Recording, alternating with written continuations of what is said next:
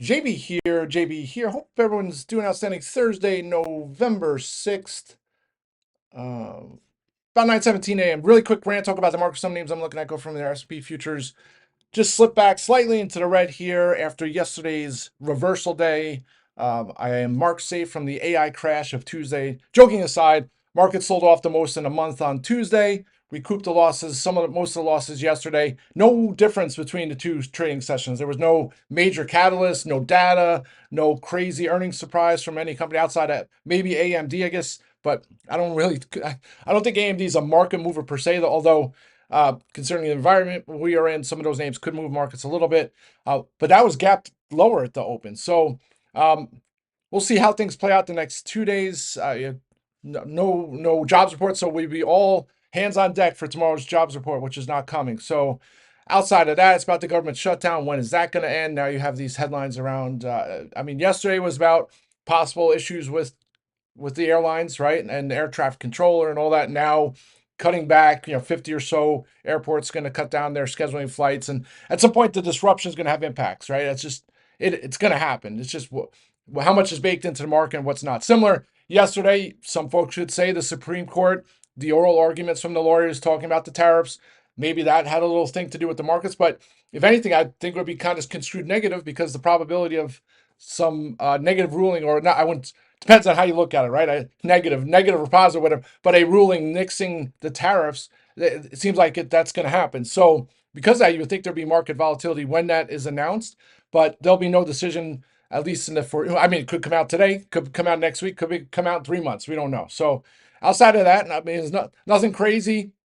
AMD yesterday reversed red to green, and then all the other names just started to go. And you saw some of their names in the quote unquote AI bubble rallying, storage names, the SanDisk, Seagate, Western Digital, and then the nuclear names, energy names all going. So it's like, when is that? Have we hit the top yet? Right. And this morning, another headline: Ray Dalio, whoever pronounces his name, this guy's been fear mongering since before I was born. And here is again with another headline. Hey, it's always good again to hear both sides of the story. I'm not going to sit here and dismiss those things, but all right. So that's kind of the overall market. I talked about the SPY range of 679, big spot. We'll see if we can get back above that here today. 685 if we get some kind of rally, and then on the flip side, 673. That's kind of like a big spot. I think if we break that, I'll look for more hedge positions to play for more downside. And when I say downside, maybe into the 650s or so. Not, don't, I'm not saying that's going to happen, but just open the probabilities or possibilities. And I think it's 673 breaks. That's probably a decent possibility.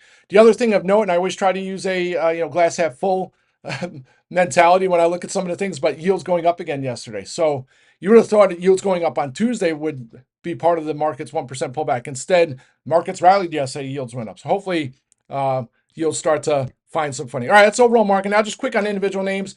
Monster day. Lemonade. I had those $80 strikes at the start of the week. Played for premium bill, closed them out. Just was a little angst. The stock was $58 or $60. So to sit there and have the 80 strikes that expire the same week for earnings, obviously you need a big move. But then Lemonade didn't disappoint. Reported a great quarter, beat and raise, and was gapping in the pre-market, but not enough. I think it was like 67, 68. So if it opened and held that level, the premiums on the calls and puts would probably be flat, or even some strikes might be smushed.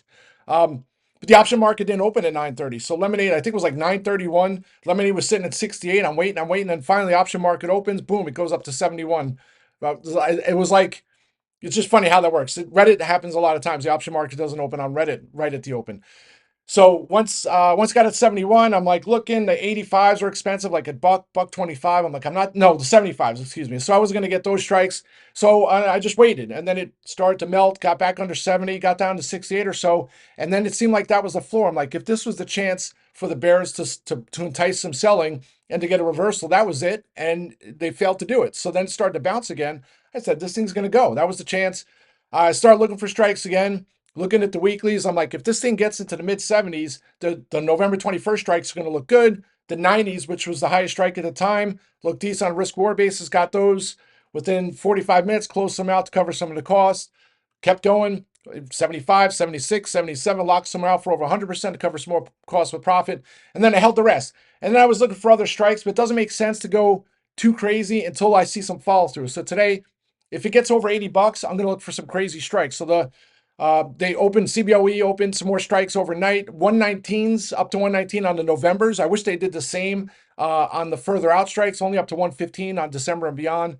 Uh, Depending on what those look like, don't be surprised on the November 21st if I start looking to strike over that 100 handle. Who knows what those are going to open? And I don't have it up here. Why don't I have it up here? All right. So that's Lemonade. I want running out of time here. There's only 8 minutes to open. All right. So that's Lemonade.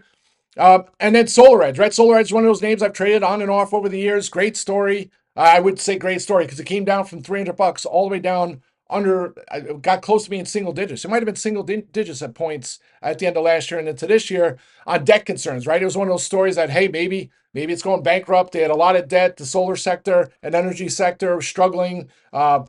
You have, it's always about Europe and the U.S. in regards to orders and competition and things like that. SolarEdge just wasn't doing well, right? So they cut costs, they had a lot of debt, do some restructuring, sold some assets, and then becomes a bankruptcy story to a turnaround story, and now it's somewhat in the midst of a turnaround. So it wasn't a name I trade over the last couple of weeks because the concern is the current administration and they're not pro-green, right? I mean, they took away the incentives for solar and subsidies and all that fun stuff. So that's typically not bullish for First Solar and some of these other names in that energy sector.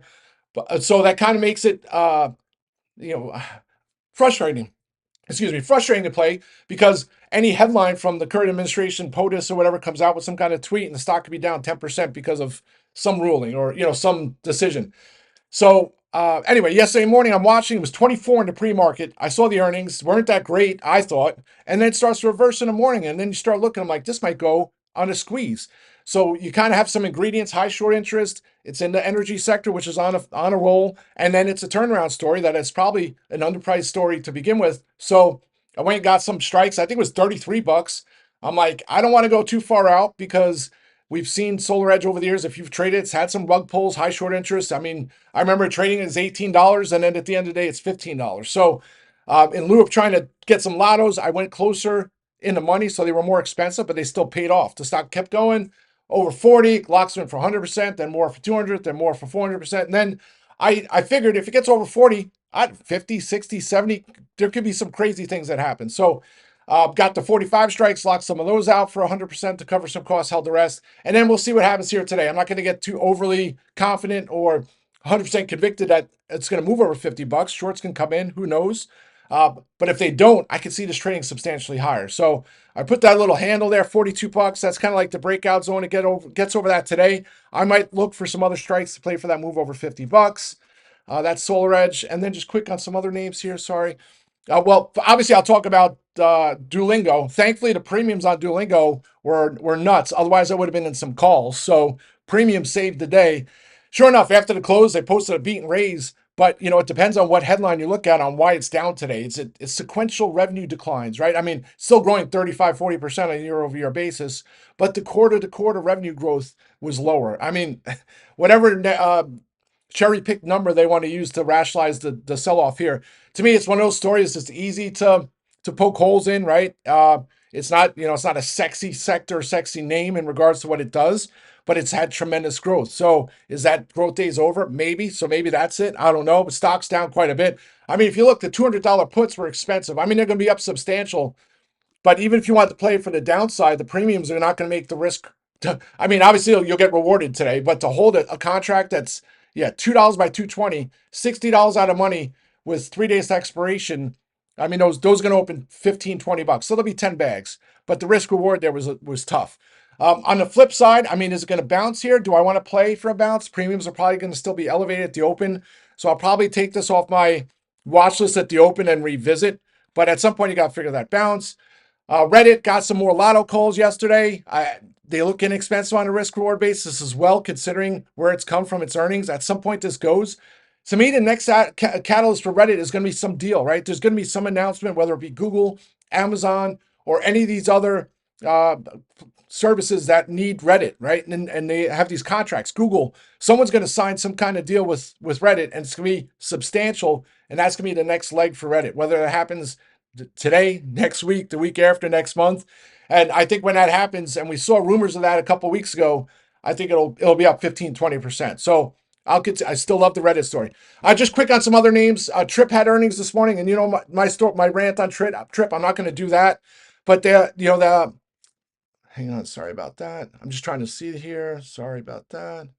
Uh, but anyway, Starboard has that stake. Starboard had a presentation. They talked about Trip. Trip gapped, and then it sold off, gave back all the gains, and then some. And then it hit 50, near multi-month lows yesterday ahead of earnings or the day before.